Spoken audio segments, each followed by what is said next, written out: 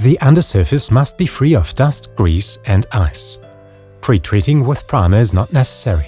FlexproofX 1 is sprayed using a special spray gun.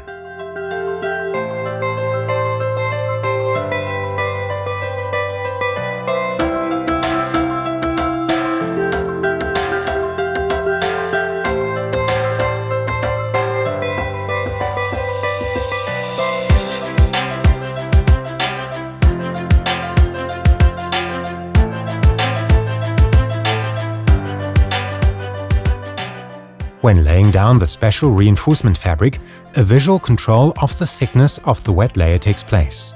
The fabric creates a robust yet elastic exterior seal. Our tip: in expansion joint areas, FlexproofX 1 can be incorporated without the reinforcement fabric.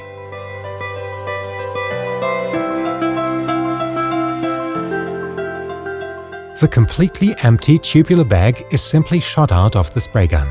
Handling the spray gun properly reduces the amount of cleaning the gun needs to an absolute minimum.